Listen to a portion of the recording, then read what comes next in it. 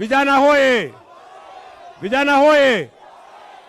Kwa hiyo program ya affordable housing, nimesema na nimemwambia contractor, wale watakaofanya kazi hapa kwa hiyo program ya affordable housing ni vijana 2,000 wa kutoka hapa Mathare.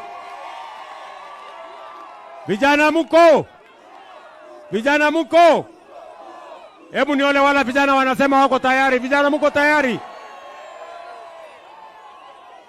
Jambo la 4, mimi nimefurahi kwamba MCA wetu pamoja na governor wetu wame-upgrade ile facility ya hospitali. Sasa leo tumekuja kufungua hiyo dispensary hapo iweze kusaidia watu wa Mathare. Wapi makofi ya mjumbe wetu MCA wa hapa? Wapi nduru ya governor wetu Mheshimiwa Sakaja? Hawa jamaa kwa kuungana wanatufanyia kazi mzuri pale kwa mambo ya hospitali. Pia watu wa Kosovo oye! B4 oye! Kitadhuru oye! Mimi nimekuja hapa kwa sababu hapa kwenu iko giza, hakuna stima. Ni kweli ama si kweli? Ni kweli ama si kweli? Sasa sikizeni. Mimi nimemwambia waziri wetu wako hapa sasa, nimekuja na waziri Opiyo Wandayi. Na nimemwambia waziri Opiyo Wandayi ya kwamba watu wa hapa Kitadhuru, watu wa Kosovo na B4 hawawezi kuendelea kukaa kwa giza. Na ndio sababu hiyo mimi nimempatia miezi 4 peke yake. By August, kufikia Agosti, watu wa hapa wawe wamewakisha stima kama watu wa Kenya sehemu zingine na watu wa Nairobi sehemu zingine. Mathare hoye!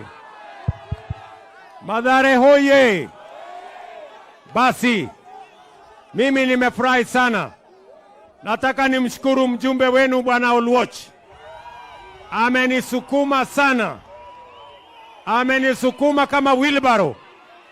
Ati ndio TVET ijengwe, affordable housing ijengwe, tujenge primary schools hivi, ndio Mathare ipatilike.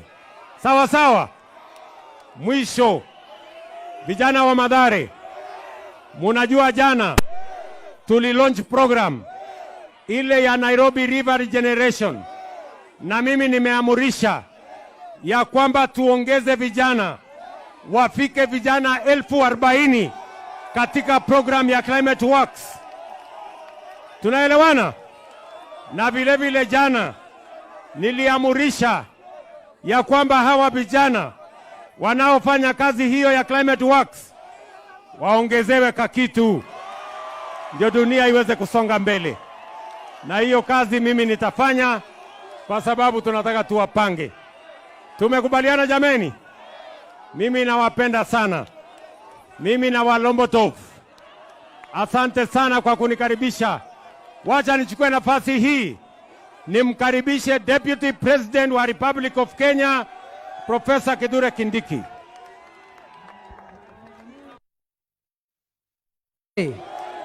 Mheshimiwa Rais amekuja hapa mambo ya maendeleo. Kitu ya kwanza, Rais amekuja hapa kwa sababu ya shule yetu ya TVET. Hiyo TVET itahakikisha vijana wengi wamepata ufundi ili waweze kujisaidia kimaisha. Jambo la pili, Rais amekuja hapa mambo ya affordable housing. Alikuja hapa last year akaahidi manyumba na amerudi leo kuanzisha hiyo manyumba. Kitu ya tatu ambayo imetuleta hapa ni mambo ya hospitali ambayo county government imefanya hapa na sisi kama national government tunashirikiana.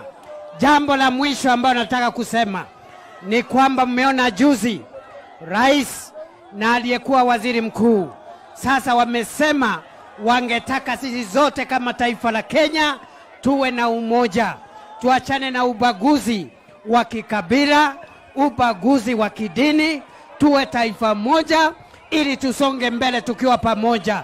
Kwa hivyo mimi nawauliza tuunge mkono rais wetu, tuunge mkono serikali na national government na county government ziendelee kufanya kazi pamoja.